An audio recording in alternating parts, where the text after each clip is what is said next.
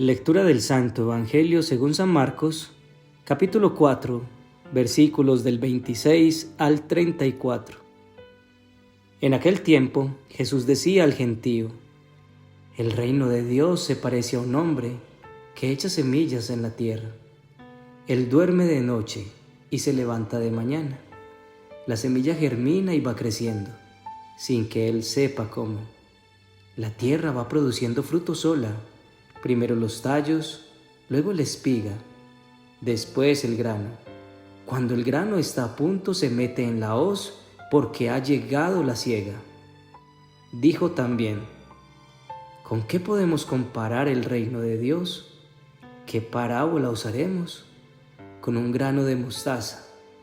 Al sembrarlo en la tierra es la semilla más pequeña, pero después de sembrada crece, se hace más alta que las demás hortalizas y echa ramas tan grandes que los pájaros del cielo pueden anidar en su sombra. Con muchas parábolas parecidas les exponía la palabra, acomodándose a su entender. Todo se lo exponía con parábolas, pero a sus discípulos se los explicaba todo en privado.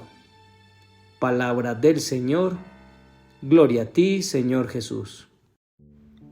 Hoy la Iglesia Católica celebra a los obispos San Timoteo y San Tito, que le ayudaron a Pablo en su ministerio y presidieron las iglesias de Efeso y de Creta, respectivamente. Les fueron dirigidas a ellos cartas por su maestro, Pablo, que contienen sabias advertencias para los pastores en cuanto a la formación de los fieles. Tito y Timoteo, quienes se unieron a la labor evangelizadora de Pablo para anunciar el nuevo camino, el reino de Dios. ¿Recordamos qué es el reino de Dios? Un reino es un territorio gobernado por un rey. ¿Y quién es nuestro rey? Jesús. Así que el reino de Dios lo trae consigo Cristo, con su victoria en la cruz. En la Enciclopedia Católica define el reino de Dios así: el reino de Dios significa, por tanto, el reinado de Dios en nuestros corazones. Significa esos principios que nos separan del reino del mundo y del demonio. Significa la benigna difusión de la gracia. Significa la Iglesia como institución divina, donde podemos tener la seguridad de adquirir el Espíritu de Cristo y poder así alcanzar ese reino de Dios en los últimos tiempos, donde Él reina sin fin. Vamos a reflexionar sobre los 3 puntos de hoy. Primero, el reino de Dios es como el sembrador. Segundo, el reino de Dios es como la semilla. Y tercero, ¿entendemos lo que significa el reino de Dios? Primero, el reino de Dios es como el sembrador. Jesús es el maestro de los maestros. Se acomodaba al lenguaje de quien lo escuchaba. Y hoy nos hace 2 comparaciones. La primera se refiere al reino de los cielos con un sembrador que siembra la semilla, duerme de noche y se levanta de mañana, y la semilla va creciendo. Y cuando es el tiempo y la semilla da frutos, toma la hoz, que es un artefacto para cortar trigo en forma de U, y recoge la cosecha. Sin sembrador no habría reino de Dios, que es la semilla a través de su mensaje. Escucha esta promesa que nos cobija cuando el reino de Dios viene a nosotros a través de la palabra de Dios.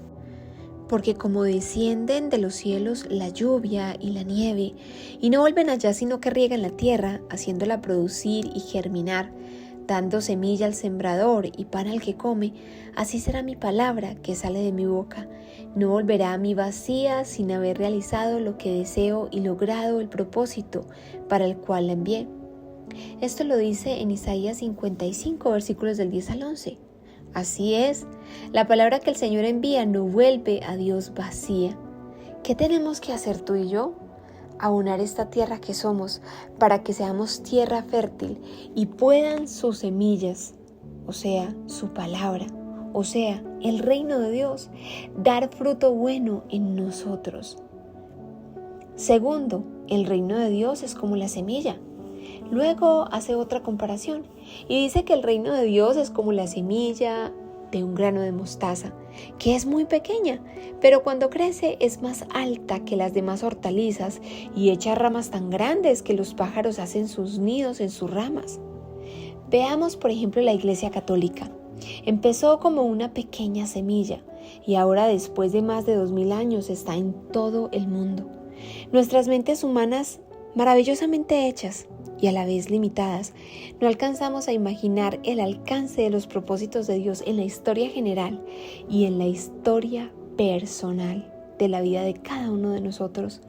La palabra de Dios en tu vida diariamente es una semilla que dará su fruto a su tiempo, y eso también se asocia a una promesa. En Salmo 1, versículos del 2 al 3. Feliz el hombre que pone su amor en la ley del Señor y en ella medita de día y de noche. Ese hombre es como a un árbol plantado a la orilla de un río, que da su fruto a su tiempo y jamás se marchitan sus hojas. Todo lo que hace le sale bien. ¿Nos ha pasado que al exponernos todos los días a su palabra, vamos cambiando patrones de comportamiento, nos vamos haciendo más sensibles a su voluntad y vamos sintiendo la alegría de seguir a Jesús en su iglesia? Y tercero, ¿entendemos lo que significa el reino de Dios?